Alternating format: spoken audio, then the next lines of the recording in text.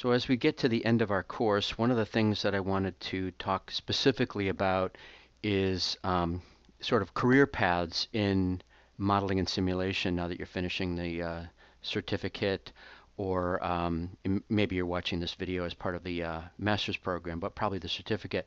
Um, what can you do with it, and what does the future hold for you in terms of what you've learned and what you do with it? So one of the things to keep in mind, if you could think all the way back to our first week together when we were talking about modeling and simulation as a discipline and all that sort of a thing, I hope I convinced you that modeling and simulation is extraordinarily broad. Now, while that makes it a very difficult discipline to get a degree or certificate in because it's so broad. Um, the upside of that is that it has so many different career paths that are open to you. So if you think about whatever your specialization happens to be, if you're continuing your medical career, for example, and you want simulation to be like a complementary to that, that's an option to you. You could flip it around and make the simulation element of your career be the primary element, and other things that you do become secondary. You could there's things open to you in straight IT, computing, all sorts of things are open to you because of this. Um, so one thing to keep in mind is the M&S is typically not the end, but it's a means to an end. So like we're supporting other people, and that's always something that's important to keep in mind. Remember we talked about that so much of what we do as M&S professionals actually has to do with the development of M&S. Think about developing new uses for M&S is what many of you will be doing. So not necessarily inventing M&S per se, but coming up with new ways to use it, and new ways to find better outcomes with the use of M&S, but also that just the application of M&S. So there's all sorts of folks use M&S, and what they're really doing is it's a tool for them, and they're using it, they're applying it to whatever their unique problem set actually is. So one of the things that I think is really most useful to think about as you're finishing up this program is what is the half-life of what you know. This is true of any educational program. You are intensely learning things over some period of time. You are on the upswing. Your knowledge is increasing all the way through that time period. But then it ends, and you graduate, and you're done. The formal educational experience ends, and now what? Um, it doesn't just stay still. What I'm showing you here is that the sad news is that no matter what you do, everything that you've just spent your time learning is going to decay. And what you're seeing here, this happens to be for engineering. You can find these sorts of charts for just about any discipline. I've never seen one for modeling and simulation exactly, but engineering being reasonably close to us, I'm going to use it here just as an exemplar of what you can expect. And what you're seeing here in the blue line is what you forget. So if you were to imagine, it's never true, but if you were to imagine that your discipline stays exactly the same, there's no new knowledge being created whatsoever. You've learned everything you need to learn in your educational program. Now you're done with your educational program. What this curve is telling you is that after 2 years after you graduate, you've forgotten approximately half of it. See, the blue line is crossing about at 50% at 2 years.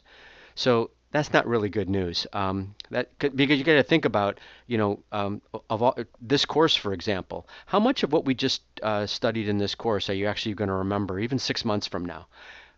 A handful of things, right? It's not. It probably won't even be half. But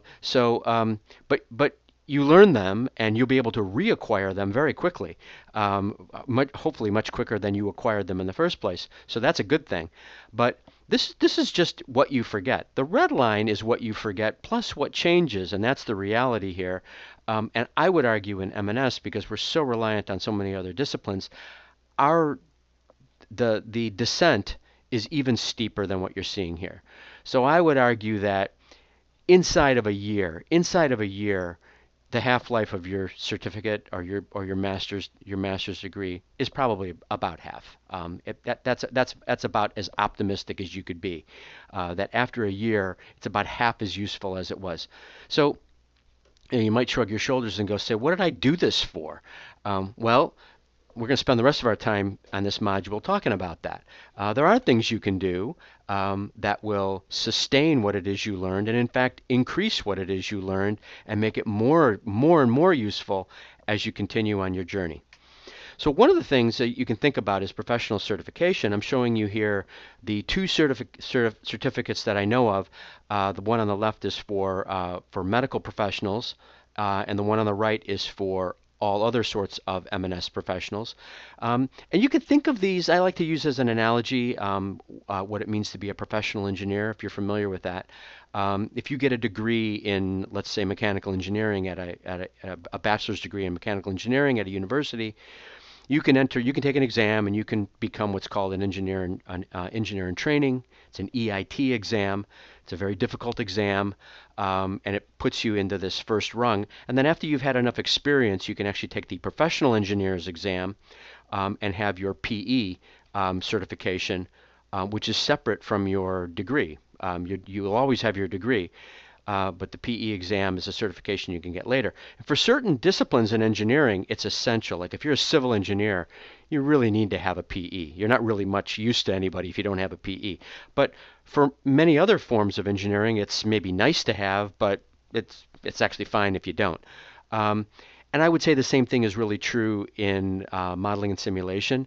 The certificates are nice to have, and you might want to consider taking the test to get a certificate, but you shouldn't feel compelled to do it. You shouldn't feel like somehow you're not an M&S professional because you don't have the certificate. What you've gone through is much deeper than what you would have to go, what the certification actually is certifying to. So just put this out there as something as an additional credential that you might be interested in getting. It may open some doors for you, but I wouldn't say that either one of these is really essential. You also want to know about advanced degrees. So again, if you're getting this certificate, you could bump that up to getting a master's degree. You certainly would be eligible for the master's degree here at NPS. It's a little bit difficult because it's not built to be a DL program. But there are other master's programs at Old Dominion. And also the University of Central Florida.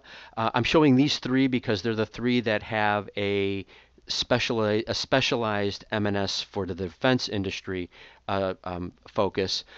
There are plenty of other universities that have degree programs in modeling and simulation, but they're typically not with a strong defense focus. So if you're defense oriented, really one of these three is going to be your likely choice.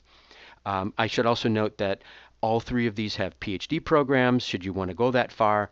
That's more of a research type degree, and you'd only want to do that if you were probably going to be entering into either maybe some upper management sort of a thing, or if you wanted to get into science and technology, research and development in modeling and simulation, you might want to actually get a PhD. So the last thing I really want to talk about here is, now what do you do to deal with this half-life problem? All right, so what I'm learning is going to be decaying so quickly. What are some of the things I can do? Well, one thing is read a lot. I would recommend making part of your daily routine. You get up in the morning, you make your coffee. Have a few different news feeds that you look at. You don't have to read a whole lot. You just want to sort of absorb what's going on in the industry. There's so many of these. You'll drown in these too, so you're going to want to be very selective. But the areas that you might want to look for are defense M&S, of course, because that's what we do. There's M&S in general, be a little bit broader. Also defense IT. So there are a lot of issues that are very unique to IT in the Department of Defense. One of the ones I would really recommend, even though it's so broad, is IT in general. Just to learn about like what's going on in cloud computing, what's going on in cryptocurrencies, blockchain, all these sorts of things you might have heard something about. You just want to know what those words mean. Remember, you have a degree now. You have a certificate or a degree. There's going to be an assumption that you know about this stuff. Well, you might not. Well, here's how you're going to learn it, especially about things that haven't been invented yet. So as you continue to work in M&S, you can't necessarily be relying on your past education to give you that information. You're going to have to go out and get it. But you'll understand it because you'll know what these things are and you can consume. You're a much better consumer. And the last two are system engineering and then any sort of general technology. I just show you this is just give you an idea of the sorts of things that I look at. The JDMS is an actual official journal of defense modeling and simulation. It's pretty deep, sort of M&S type material. I wouldn't recommend it for most of you. The Wired is a really great, very readable, if you don't read it already, resource for a wide variety of technology, and you can actually pick up on a lot of what's going on in tech just from reading Wired. And it's just get yourself a subscription. The website is great. That's really worth something. A few others. There's Computer World has a great website. There's a few other things like the Federal Computer Weekly, that's FCW, that's in the middle there. Healthy Simulation has a whole lot of information. There's the SSH has a great website with all kinds of publications there. Computer Weekly is another one with general IT. Just find a few that you like, that you feel like are good at just keeping you informed. Flip through the headlines, maybe read an occasional article. You will be amazed at how much it does for how comfortable you feel about what's going on in technology just by doing that. The other thing is to think about where to go. So here, of course, the main thing for our certificate students would be SSH.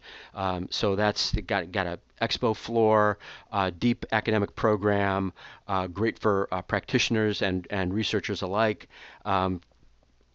Wonderful resource if you can go. In more mainstream M&S, but maybe leaning more towards the practitioner side would be ITSEC that you see in the upper left. That's an annual conference in Orlando, Florida, usually between Thanksgiving and Christmas every year. It's got a large expo floor. It always has there's always a health component there too. But it has an academic track, so there's a lot of papers and things, but it's definitely good for practitioners. You want to see what's going on, touch things, feel things, ask good questions about what's going on. Wonderful place to go and get that. I always recommend for people in the Orlando area, even if you just go for a day to walk the expo floor, it'd be worth your time. ITech is sort of ITSEC, but international. So if you find yourself ever overseas, ITech might be a good choice. I don't think it's as big as ITSEC, but it has the same kind of flavor. Then more on the academic side in M&S is the Western Sim Conference, and CISO, the Simulation Interoperability and Standards Organization, has annual conferences, but those are very technical about interoperability issues, VVNA, simulation, building federations, all that kind of stuff that we care about in big M&S are typically handled at those. So really you'd only be interested in those if you were more on the academic side. So a quick summary is the main point of this is if you don't have a plan and you don't try to keep up, you just won't. If you finish this, hang your certificate on the wall and forget about it, you will find that in a very short amount of time, you won't feel like you know much because the technology just moves way too fast. But you're going to have to be selective because your time is limited. So decide what it is you're going to pay attention to. And you need to learn how to absorb information quickly. You can't possibly read all this stuff. I mean, even just everything we did in our course this quarter, you didn't, probably don't watch every video. You didn't read all the readings. There's just too much there. So you have to learn how to absorb things quickly, get the gist of it, and move on. You also want to be able to rely on your network of peers. That would be your fellow students. There's those of us here at NPS. These are your permanent resources. These are people that would hopefully remain in your sphere for as long as you work. rely on your university permanently. Reach back anytime something comes up. I get pinged from students that have long since graduated, and ask questions. Every once in a while, they find themselves in an area of M&S they weren't really, or they either haven't touched in many years, or maybe have never touched it at all, like maybe exercise planning or something like that. And they think to reach back and ask questions, and we're always happy to help them, put them in touch with good people, or send them some resources and help in any way we possibly can. So these are you do this through your network, and you will be successful if you want to be successful. So there's our quick wrap up in terms of your career in modeling and simulation. I hope this has been helpful to you. But again, make a plan and try to stick to it, because it really will pass you by if you don't have a plan and try to execute it on a daily basis.